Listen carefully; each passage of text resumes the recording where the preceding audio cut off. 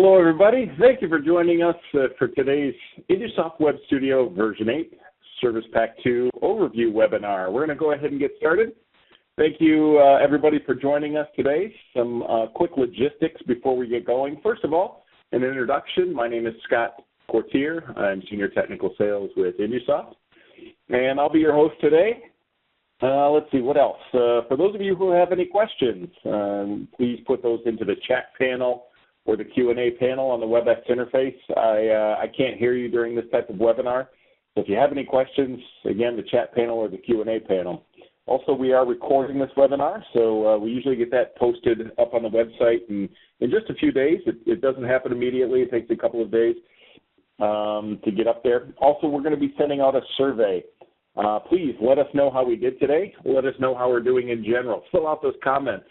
Love to hear comments. Love to get your feedback. So please take just an extra couple of seconds and let us know how we're doing. Also, let us know if there's any topics that you'd like to see covered in future webinars. We do have over 150 webinars up on the website recorded, so take a look at those, answering just about every topic that you can imagine. But if you want to see someone else, let us know. Add that into the survey email or survey. Also, there is a place for you to put your T-shirt size. Let us know your T-shirt size. We'll send you a free T-shirt just for joining us today. Show our appreciation for you taking the time out of your busy day. Also, let's see, there's one more thing on the survey. That is a spot to fill in if you're interested in co-hosting a webinar with us. We do that monthly with real customers, partners, industry thought leaders, and if you're interested, let us know. I'd like to see that on there as well. So let's see, logistic-wise, I think that's it. So let's go ahead and get started. Quick agenda. We're going to cover the new features of the product, OPC UA, password AG. You can see all that there. I'm going to touch on each one of those. Then I'm going to talk about how you get Service Pack 2. Well, I need a license and a roadmap for the next version that's coming out and when we plan on having that happen. So again, thank you for joining us, and let's go ahead and get started.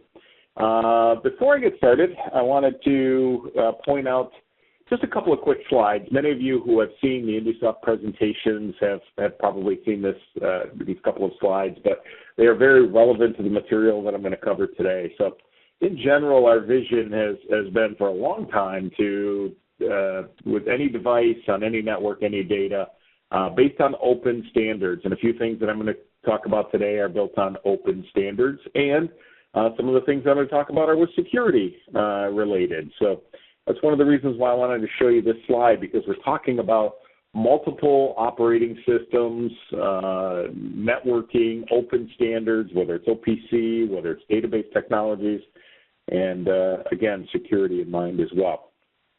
So the second of two slides here that I wanted to cover, talk about, if you take a look here down the left-hand side, portability, mobility, and interoperability. Now, the portability piece that we're trying to talk about is talking about the different operating systems that InduSoft will run on. You can develop on one development environment and deploy to any of these operating systems. Now, this is a very reduced list just for this slide, but basically we support Windows Desktop, current Windows Desktop, and server operating systems with a license that we call InduSoft Web Studio, or the full runtime.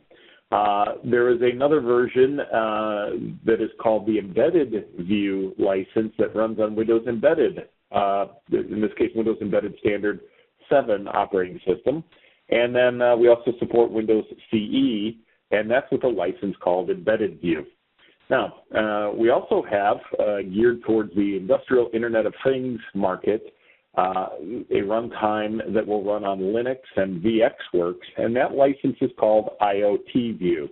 I'm telling you all this because I'm going to talk about a few of these very specifically. We also have three different types of thin clients, and the one here on the right, which is really geared towards viewing and interacting on tablets and phones and browsers based on HTML5 technology. It's a thin client that we call SMA, or Studio Mobile Access. I'll talk a little bit more about some of the features that we've added for that. And then the interoperability, the communications, the capability to send data to databases, different devices, not only PLCs, robots, temperature controllers, motion control, things of that nature, cloud-based information. And we're going to talk specifically today about a driver called MQTT, which is one of the two leading technologies talking about collecting data in the cloud for the industrial Internet of Things, and that as well as OPC, which we're also going to spend a little bit of time on today. So all of those things bring productivity, reliability, and security to your projects as you deploy those. So before we get into the actual new individual features for Service Pack 2, what I thought I would remind everybody is that when we come out with a new version, whether it's a service pack, a patch, or a whole version, there are release notes associated with that. Now, there are a few different ways that you can get at those. Let me slide InduSoft Web Studio into view here. If you go here under Help and then click on Release Notes, that's going to open up because it's a XML document. It's going to open up in my browser here. This is one way to look at that document. You can see all the many different things that we've modified, not just a handful of items that I'm going to show you in today's webinar. That's one way to get to the information. And if you don't want to download and install the product and just want to say, hey, did they fix that thing that I was looking at, or just curious, you can always go to the InduSoft website, go to Documentation, and here on the Documentation page, when that loads up, I apologize because I'm a VPN here and not always the quickest thing going through secure connection. Let's try that again. You can see here at the top, click here to view the release notes for, this is the current version. We usually put those up there. So you can always take a look at those online without downloading the product. So if you're curious if we've added something or changed something or modified something before you download, go ahead and take a look right there at the website. So let's get this stuff out of the way here. And, okay, so the first thing that I'm going to talk about is the first feature is we've added the OPC UA Client for IoT View. So many of you say, hey, why does this matter to me, or what does this matter for IoT View? What is OPC UA? Is that what everybody calls OPC? Just a little bit of background. What most people have called OPC for years and years and years has actually been technology that the OPC Foundation calls OPC DA, and in more recent years they've kind of rebranded that as OPC Classic. Now, OPC DA really was tied to the Windows technology, Windows communications technology, and thus it was really only available on Windows-based operating systems. Well, quite a few years ago, maybe 10 or so years ago, I don't know the exact date, maybe even a little bit longer, the OPC Foundation has come out with a different version called OPC UA, and OPC UA is available on other operating systems. It's platform independent. It doesn't rely on the Microsoft architecture for communications. And so we've added it to our IoT View runtime, which is for Linux and VxWorks. I'm actually going to demonstrate that here in a minute. But why do we do this? Why? To increase our interoperability. So if you remember from the previous slide here, that we can really talk to just about anything. And if you've ever seen the PowerPoints from InduSoft, we really show how we can communicate to so many different things. Well, when we released IoT View, we by choice made it available with just a limited set of drivers. We knew that this was such a new and kind of cutting-edge product that we could never really hit the market square, no matter how much research we did with the different drivers. So we released it with a kind of a very limited set of drivers. If you need a different driver and you want to use IoT View, let us know. We're always interested in that. But we also thought that there was probably a chance that people would not be using typical PLC communications with this type of product, and we might have to write some new drivers, and we understand that. And there might be just a whole different opportunities for this product than there would be for general InduSoft users. So That's why we did that. But just to open it up and make it available and take advantage of the technologies that are out there, we have now provided an OPC client to communicate with a third-party OPC server and really then let you talk to anything out there. There's so many different OPC servers available. So I'm going to go ahead and demonstrate that now. And what I'm going to do is I'm going to bring InduSoft Web Studio into play. And I'm also going to do something else while I'm doing this. I'm going to show you, I'm actually going to create a project from scratch and deploy this on a Linux-based Raspberry Pi and show you just how quick and easy that can be to do. So I'm going to create a brand new project here, and I'm going to do this based on the embedded licensing, specifically for embedded non-Windows desktop and server operating systems. And it's telling me that that directory already exists, which is a good reminder because I didn't want to overwrite that. I want to do IWS 8.0 Service Pack 2, patch 0. We'll do this afternoon. And again, we'll choose that embedded light interface. And I'll make this the full resolution, which is 1920 by 1080. And you would do that specifically for your project, whatever you're doing. Now, what I'm going to do is configure this to go to an OPC. You can see how we already have OPC DA and we have OPC UA in here. I'm going to configure this to go to an OPC UA server that I have on my laptop. So let's go ahead and get that started. What this is a product called Cogent Data Hub. And where I got this was from our good friends at Software Toolbox. And let me pull their website in here to play. If you're not familiar with Software Toolbox, they just have a whole bunch of software-related products for industrial automation, HMI, SCADA. And here you can see they've got add-ons for HMI and SCADA, connectivity. They've got Dream Report is available from them. They've got industrial, what's what I'm looking for, Symbol Factory, things of that nature. But here what we're talking about is this Cogent Data Hub. And it does a lot of different things. I was playing with it recently, and I thought I would use the free trial just to kind of demonstrate what I'm doing here. So what I'm going to do is load that thing up, and it's going to run in a demo mode. And let's get this here into play and bring that on screen. Let's see. It showed up off on my other screen. Apologize. Let me pull that into view here. All right, so there's a lot of different things I can do with this, but really what I'm doing is using this as a demonstration OPC UA server that happens to be running on my laptop. So I've added one point to this, one item, and I've made this, it's going to show up in System, and it's the memory on my laptop. So it's going to show up under memory and available bytes of memory. So it's just that one point that I've added just to give us something to take a look at. So I'm going to say okay, and that's going to still, that server is going to be running in the background. Now, I need a connection to that. So rather than starting with screens, I'm going to go over here to Communications, right-click on the OPC UA Connections, and Insert. And I'm going to give this a name. I'm going to give this a name so I can use this named connection. If I ever need to modify it, it becomes easy to do. I'm just going to call this My UA for today's webinar. And the endpoint is basically the URL or the address to get you to that server. Now, I have to remember that I'm going to be using my Raspberry Pi, which is not on the domain that my laptop is. So I'm going to have to adjust for that and account for that. One of the really neat things with OPC UA is they have this thing called the Discovery Server.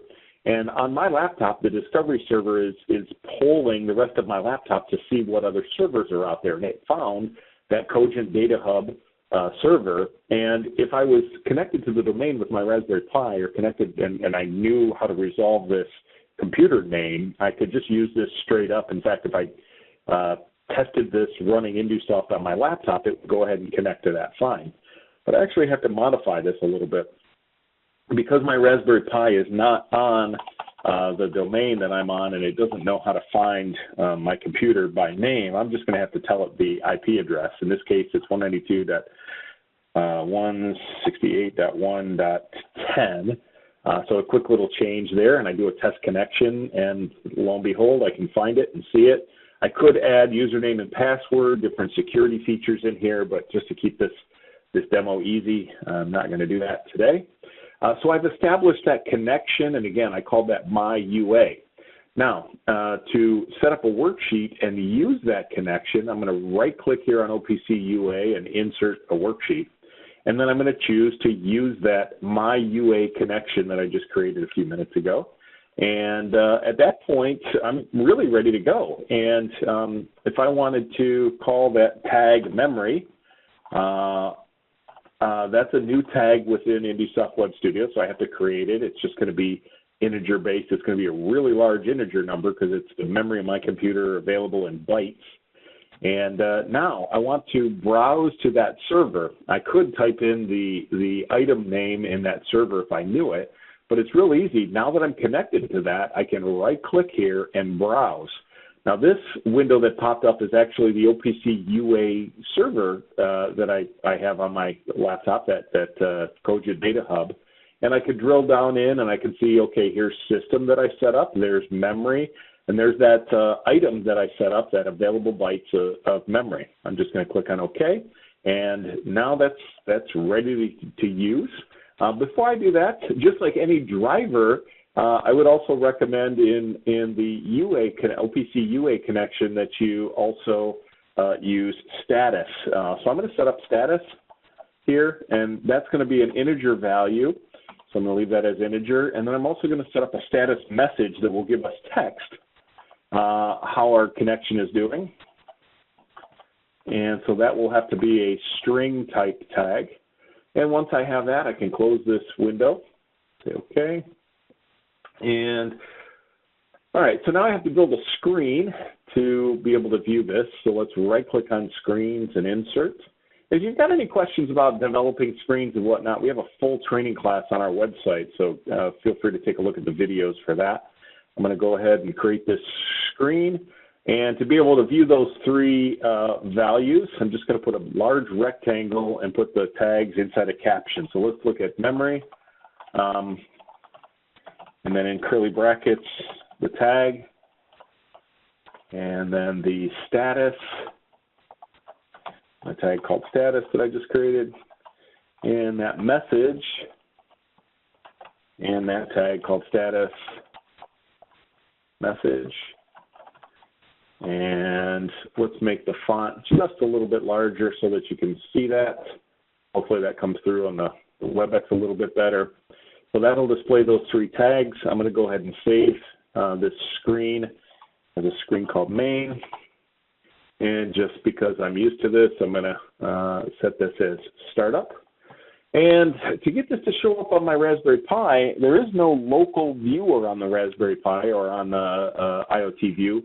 Everything today is done as a SMA client. So I have to publish these screens. And I'm going to publish these as HTML. And it says that TCP/IP server needs to be started. And if you wanted to increase security, it tells you just a reminder to go ahead and do that. All right, so I've published those screens. I also have to go in and set up my thin client feature here, so it'll start that task. It says that it's not available on Windows CE if you're using CE, but in this case I'm using Linux. I'm going to go here into the global settings. And I want to make sure, since I'm going to be using this on a non-Windows-based computer, that I need to use CGI instead of Microsoft IIS so I can publish those pages. And just as a little quick thing here to get my tag to show up a little faster, instead of 1 second, I'm going to give it half of a second updates. I'll go ahead and save that. And now I'm all ready to deploy this on my Raspberry Pi, which I happen to have a remote desktop view into my Raspberry Pi, where I've preloaded IoT View, and I have the remote agent running on that. So it's ready to accept a connection. So what I'm going to do here is go to connect. And once I connect, I'm going to type in the IP address of that Raspberry Pi, which is 192.168.1.225. And I should be able to connect to that. And once I've connected to that, you can see that it's got Service Pack 2 loaded on there. It's running Linux, and I can go to Projects. I'm going to stop the project that was running on there.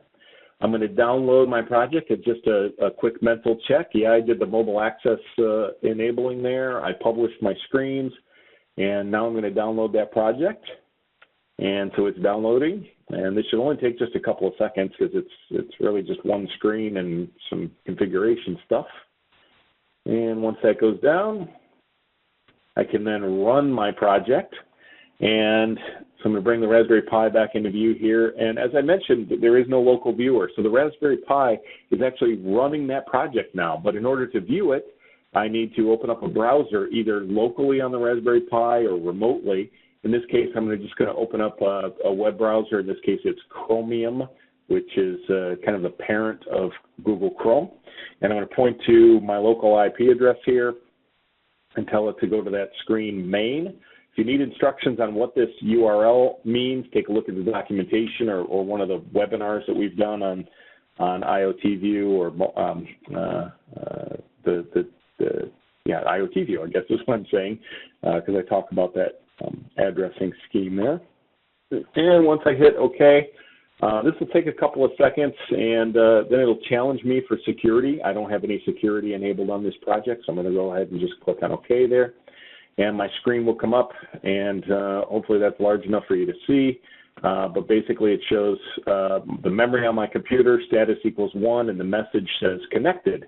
So it's very simple. There's a quick and easy way to deploy a quick project on Linux. And if I was going to take this a few steps further, and we actually have a webinar that has done this where I've used IoT View to connect up to a remote SQL database, so feel free to take a look at that webinar.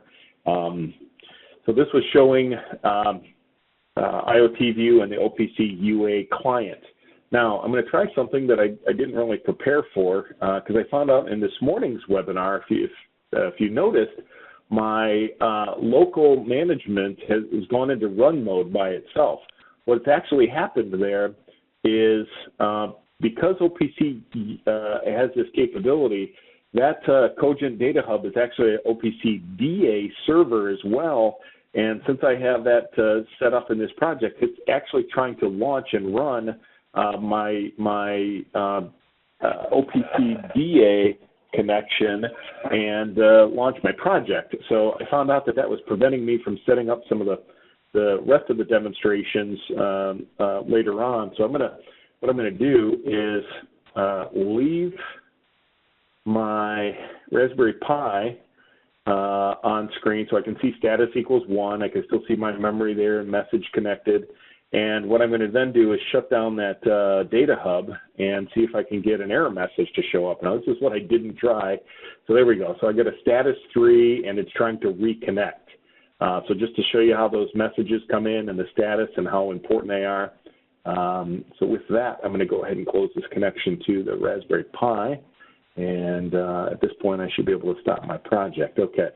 Let's go back into the PowerPoint view. So really, by doing this, we not only have the drivers that we have built in, but now this really opens up IoT View to communicate with just about anything out there that you can imagine. So a whole host of things that are supported by OPC UA. There's lots of different servers out there for OPC UA. So this really, again, taking advantage of open technologies can really tie into just about anything. The next feature that we have added is password aging. It's a couple different features: password aging and user password support. So for those of you who are not familiar with the LDAP protocol, that is what Microsoft Active Directory uses. So that's been implemented to change the user password when you're using that LDAP protocol. Now that's been available when you're using the built-in InduSoft security for years, but let me take a peek as to where this is here. And so if I was to add security into this project, right-click here on security and go through the wizard, enable the security system, and then I get to choose. These top 3 are the built-in InduSoft security modes, and then the bottom one is that LDAP security mode, which again would tie you into Microsoft Active Directory. And if you're familiar with when you log onto your computer and you have to type in a username and password, if you're using Windows and you're tied to a server, tied to a domain, That's typically what it's authenticating against is Microsoft Active Directory. So what this new feature allows you to do is change the user password while you're in that mode. So I'm not going to demonstrate that because I don't have a connection to Active Directory, at least that I can demo. The other feature that we added was we modified password aging for the security system. So now that if you have a number of days that it ages and you should recommend to change your passwords by that amount of time, now you can change it to a number that's higher. So for example, if you had previously set that up to a number that was, let's say, 3 months, now you can set it to 6 months where it wouldn't let you do that before. And that's not only on the LDAP protocol, but that's on the whole security system to allow you to do that. So let me back out of this, disable my security system so that I don't have any strange messages popping up for that. For the MQTT driver, we've now added support for authentication and encryption. And let me show you where those come into play. Now, this is specifically for version 1.4, and that is available in Service Pack 2. So let me show you that. If I was to come in here and go into my communications, right-click on drivers, and when I get in my driver list, I'm just going to type MQ, and that's going to drop me right down to MQTT. You can see here that that version is 1.4. I'm going to add that to my project. And now when I go into this, many of you will know that there's driver sheets in here that you can configure, but many of you may not have noticed that you can right-click on the driver name and go to Settings. Once you've done that, you can now get to Authentication, where based on station, you can now supply a username and a password for different stations, different IP addresses, so to speak. The IP addresses are actually, that's where the broker will be located when you're talking about MQTT. And so you can do that. And this list will grow if you have multiple brokers that you want to add. And then certificates, we can add a new certificate, and depending on where that is in the version, we support different versions of the Transport Layer Security, or TLS. And you can either self-generate the certificate or have third-party created certificates, and then update those and download those remotely. So those are the two new things that we've added into MQTT. We've had quite a few questions about that, and people have wanted to use that. So this is, again, as I mentioned in one of the earlier slides, the open technologies and then keeping security in mind. So we've done that for the MQTT driver. Now, I want to talk about import wizards, specifically two different of our import wizards. But before we get into the new features that were added, I wanted to highlight that if you didn't know this, we have an import wizard for FactoryTalk, both ME and SE. And that import wizard is an add-on product for InduSoft Web Studio. And I guess before I go any further, I wanted to mention that FactoryTalk is a trademark of I believe, Rockwell Software. It's not a brand of InduSoft or Schneider Electric. It is available from somebody else, not us. And for those customers who have issues, want to change, well, we now provide an import wizard from FactoryTalk ME or SE. We also have several other import wizards. We have a Panel Builder 32, also a Rockwell product, and then we also have Panel Mate, which I believe is an Eaton product. At one time it was sold by Cutler Hammer, and I believe even Schneider Electric sold it, but I believe it's an Eaton product at this point. Just to be aware, it's not an InduSoft product, and we don't sell or support it or own it. But anyway, I digress. Import wizard. So if you've ever wanted to do this, we've done recently an import wizard webinar. So that's up on the website, where I actually covered bringing in tags, screens, alarms. Now, alarms can be brought in from SE only. And we also pointed to the FactoryTalk application folder that allows you to bring in images, so we can bring in the drivers as well, or not bring in the drivers, but configure the drivers kind of on the fly. So that really makes a nice launching point. And just if you look at the note down here at the bottom, it says manual adjustments can be made after running the automatic conversion. What that means is what you're left with is real InduSoft screens. We've brought in the objects and converted them to InduSoft objects, and so you can then change those, modify those, add to those. You're not stuck with factory talk looking screens at that point. So you can modify those and add on. And we get a lot of customers that want to do that. Just as a reference point, we had one group use this tool, and they said that they saved about 85% of their time during the conversion. And just doing some simple math, let's say that project would have taken them 100 hours to complete, and it only took them 15. So that's a pretty good time savings to be able to do that. I actually converted a project yesterday, and it was, 10 or 15 screens. And I did this for a customer. They sent me the files, and it took me about 2 minutes to do the whole project. And all the screens came in, the tags came in, the communications came in, and we're getting ready to deploy that. I'm not sure about any cleanup that they're going to have to do, but to do the import took me about 2 minutes to do, and I handed it over to them, and they said, wow, that looks great. So if you've got that type of application, take a look at that. Again, that's an add-on. Now, for the still continuing down here with the Factory Talk Import Wizard, one of the things that we've done is we've improved it in Service Pack 2 because we had some objects that were failing, and what was happening is problems were happening, and then it would just abort the whole screen and skip the whole screen. Well, we've changed that, so now if an object fails, it will continue on in that screen and try to do its best and give you a warning message to let you know that happened. Also, we're always looking to improve these import wizards. So if you encounter any problems, and you're trying to use this, let us know. We'd love to fix this and make this a very usable tool. It's already a very usable tool, but always looking to improve. Now, stepping back up here to the top, the PanelMate import wizard.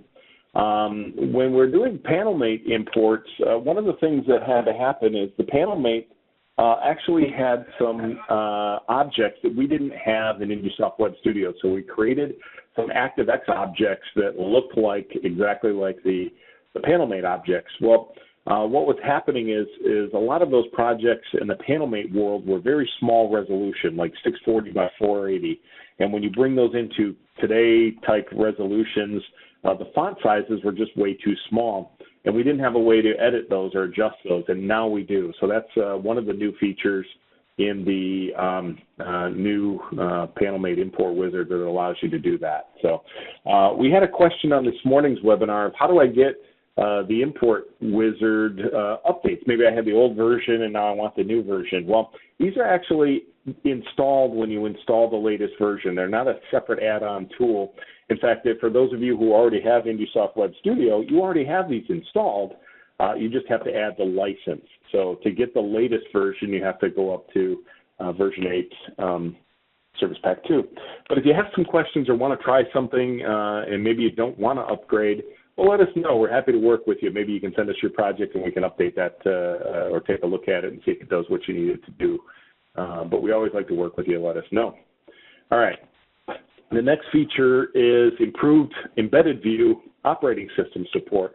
Let me go back up quite a few slides here. And if you remember this slide that we support all these different operating systems. Well, these are different named licenses for InduSoft. It's InduSoft Web Studio on desktop or server. For the embedded operating systems, we call that embedded view. So let me go back down to that slide. And in embedded view, we're actually now supporting Windows Embedded 8. In the past, we've supported Windows Embedded Standard 7. Now we're adding to that Windows Embedded 8 standard. And we're also adding support for Windows 10 IoT Enterprise.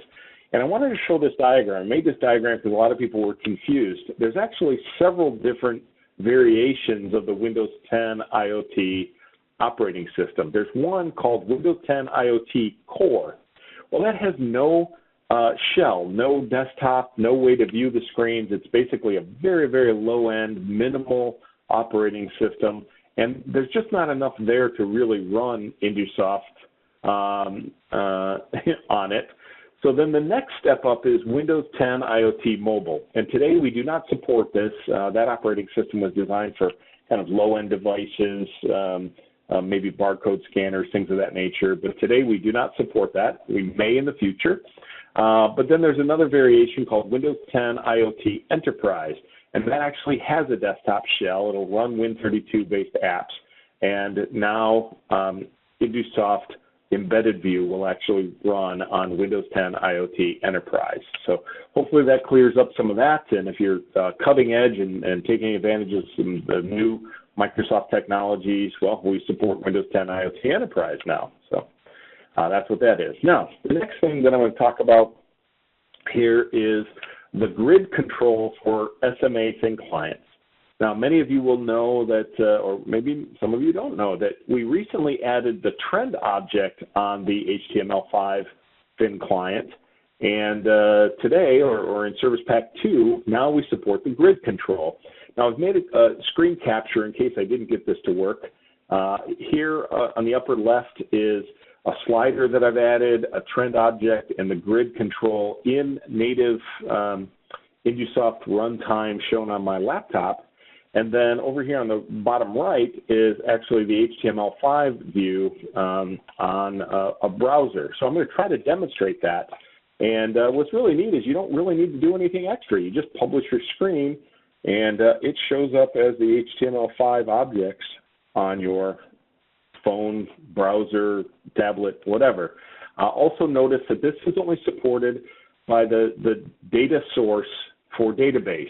And that's important because you currently cannot use the source of a text file or the proprietary data storage. So I'm going to have to set up a database. And let me go ahead and demonstrate this and try to replicate this. So I'm going to make sure my project is stopped here. I'm going to go back to my main screen. And I'm going to kind of reduce this and move this out of the way a little bit for you here. And what I'll do then is, because I don't have a PLC, I'm going to actually add a slider to this screen, much as I had in that screen capture. And if you've ever seen me do a demo, I use this slider quite a bit. I know that it goes from 0 to 100. So for temperature, if this was degrees C, this would work really well. So let's call this temperature. And it asks me, I'm going to make this just an integer-based tag. Say OK there.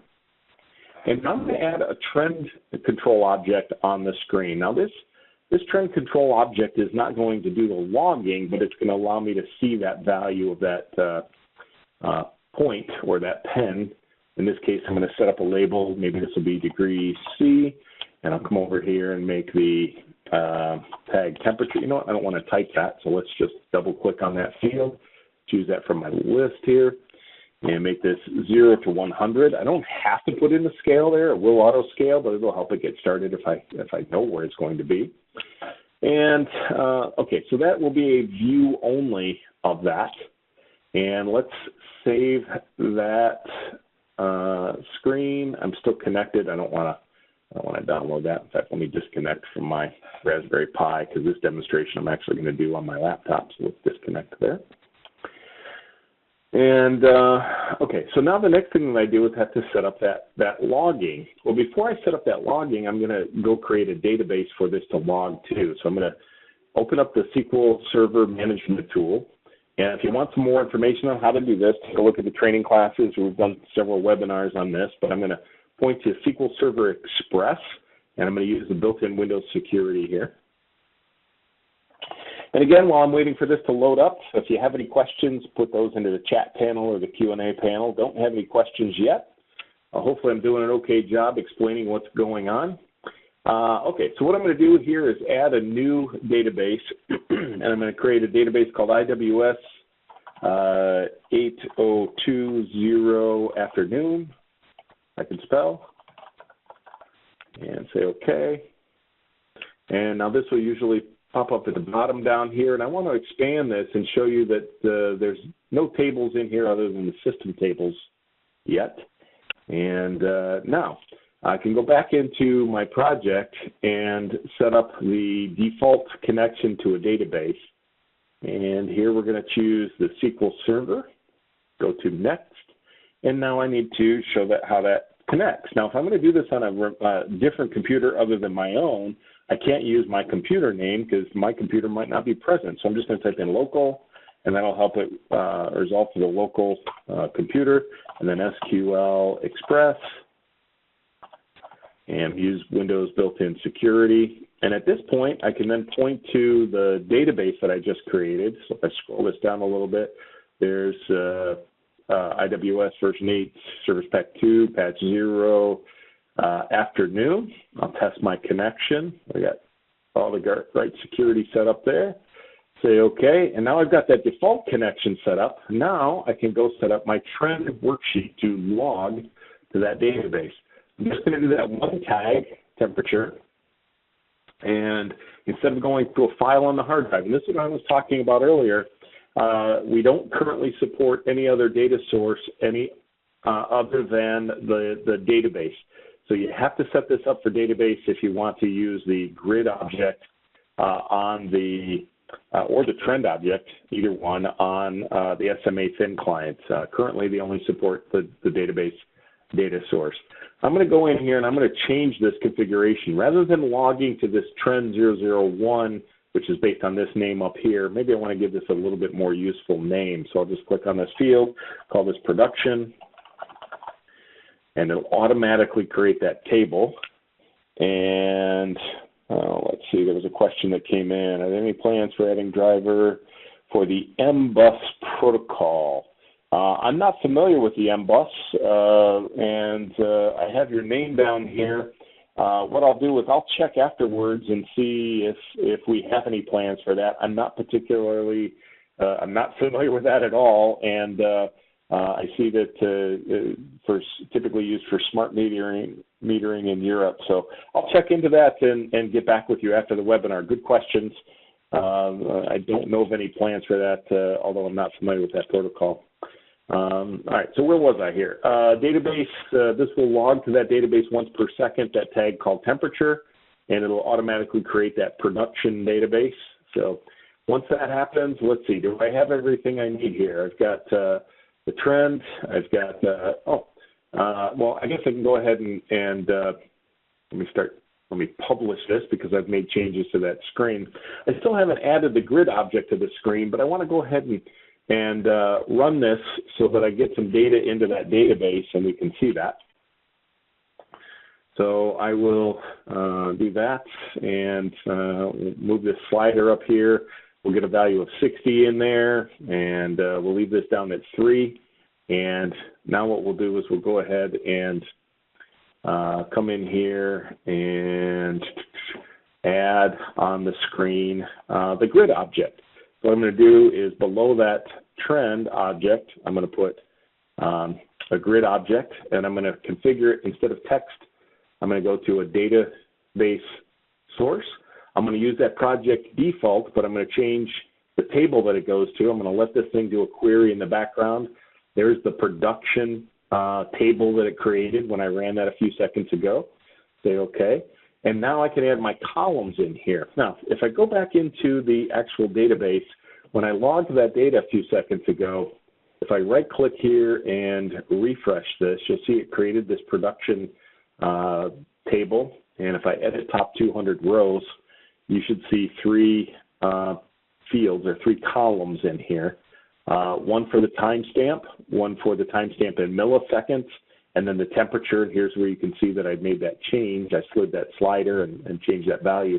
But I want you to pay attention to, this is time_stamp, and this is temperature, which is the name of my tag. What I'm going to do is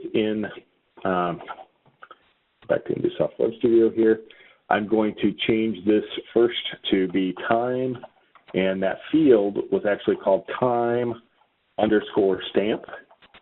and we'll make that match that data type, which is date time data type. And the next ones will be degree, and this will be temperature. And we'll widen this out a little bit. I think it does a little bit better if I make this a little bit wider here, maybe make this 200. And then what we'll do is we'll change the fonts on that just to make it a bit bigger so you can see on the thin client. So let's take this all the way up to, I don't know, 22-point font. I might have to widen this out a little bit here. Yeah, let's do that. And you know what, let's even take that column up there to 500. Maybe that'll give us what we need. There we go. There's the time and the degrees there. And the only other thing I think I need to do is save this and publish it. And take this, publish. So that's published my screen. I should be able to see that on the local viewer here. If I set that up to run, and that should come into view here in a second. There we go. So there's the local view, and you can see that I changed that to 60 and eventually slid the slider to 3. This is my local viewer. Now if I start up a browser, I should be able to see that on the browser. And opening up a session of the Chrome browser here. Let's see, okay, put it up on my correct screen. So let's just point that to my local IP address and then point it to that screen called main. And again, if you want to understand how to format that URL, take a look at a couple of the different webinars that we have on the SMA client. And this will take a second here. Once that opens up, it's going to challenge me for security. And I'll take this a moment to again mention that if you have any questions, put those into the chat panel or the Q&A panel. We already have one question I couldn't answer. Apologize for that. And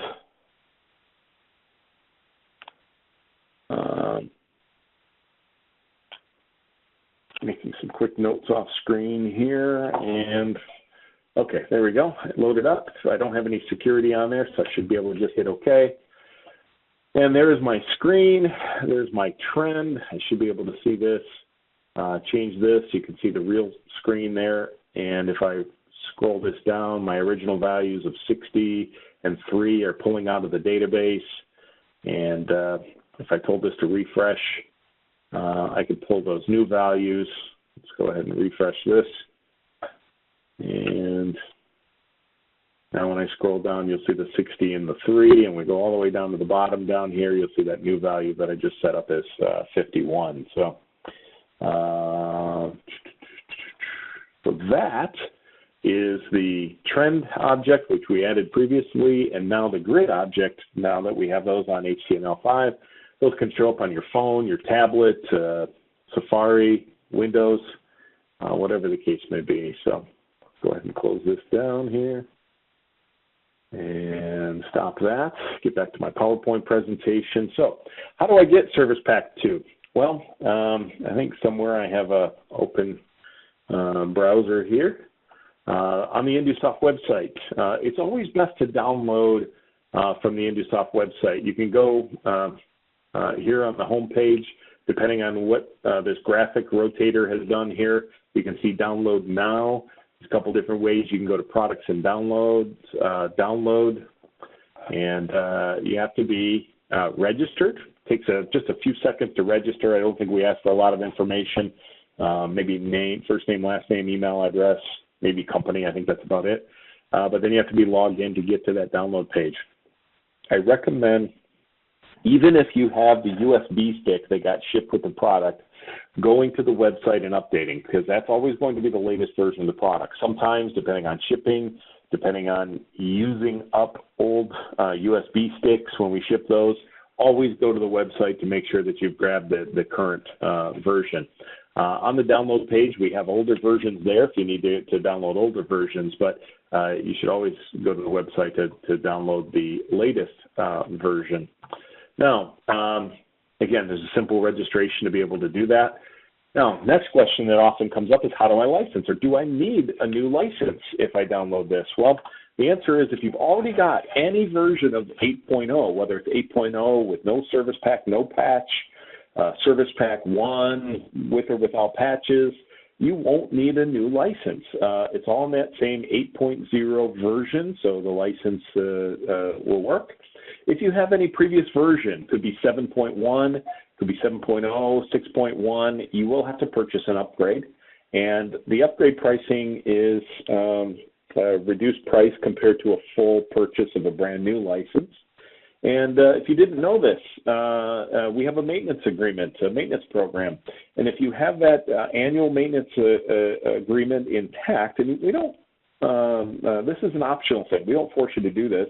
But if you have that maintenance agreement and we upgrade versions, which we plan on doing, I'll show you in the next few slides later this year, then that upgrade is free of charge. It's included with the maintenance program. So just to understand that a little bit. And so roadmap, where are we headed? The short-term roadmap is version 8.1 is planned later this year. Currently planned August 2017. As many of you know, software always has issues, almost always has issues, and so that's today's target is August 2017. Although we've done pretty good in the last few years hitting our targets.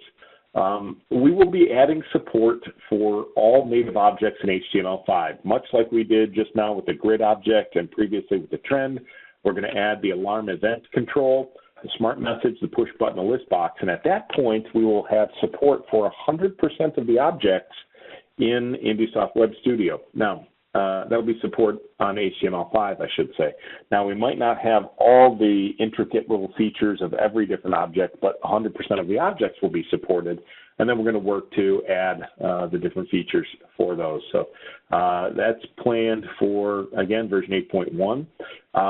Much like I just showed you the OPC UA Client, we plan on adding an OPC UA server, not only for the full runtime, but for embedded view and IoT view. Now, we have an OPC DA server currently, and that allows third-party clients to come and get the tag information from InduSoft tags. So we plan on adding OPC UA server functionality, not only on the full runtime, but also on IoT view and embedded view. So that's going to be an added communications, that interoperability. We're also going to be streamlining the licensing. We made an announcement when we came out with Service Pack 2 that in the future, or even now really, we're going to be doing away with the number of drivers for the different license levels. Basically, every license level is now going to support the an unlimited number of drivers, basically limited to really what you have hardware resources for. And on thin clients, no longer will you have 3 independently licensed thin clients for web thin client, for secure viewer, and for studio mobile access, or SMA. Those will be all kind of lumped into one. And no longer will you have to purchase those in groups of 2, multiples of 2. You can purchase those in any number. So let's say 5 or 7. No longer do you have to go from 8 up to 16. And then you can mix and match those. So if you're, instead of having a certain number of web thin clients and a certain number of secure viewer and a certain number of SMA clients, now it's total number of thin clients, and you get to mix and match and choose those. So today we're selling the product based on that, but in version 8.1, the licensing mechanism will actually catch up to support that. So that is what is planned for version 8.1. So again, I've got this opened up for questions and answers. If you have any questions, put those into the chat panel or the Q&A panel. And for the question that came in about the MBus protocol, I'll get back with you probably tomorrow on that. And no other questions coming in, so we're going to leave you with a little slide here on how to contact InduSoft. We've got you can contact us by phone. If you've got a salesy related question, info@indusoft.com, or if you've got a support related question, support@indusoft.com. Some compliments coming in, no problem, thank you. And well, I guess thank you everybody. Really hope you got some good information about what Service Pack 2 has to offer, a little bit of roadmap in there. I saw quite a few new people on the webinar today, so glad you could join us. Thank you for your interest and continued support of InduSoft. We've grown a lot over the years because of you. So we really appreciate you joining us. And in that survey, let us know how we're doing. Give us some comments. Let us know some details. We get a lot of comments, but then again, a lot of people don't put anything in there. So let us know how we're doing in that survey and give us your shirt size. We'll send you a free t-shirt for joining us today. Really appreciate that. I don't see any new questions coming in. So with that, I'm going to go ahead and end the webinar. Thank you, everybody, and have a great day.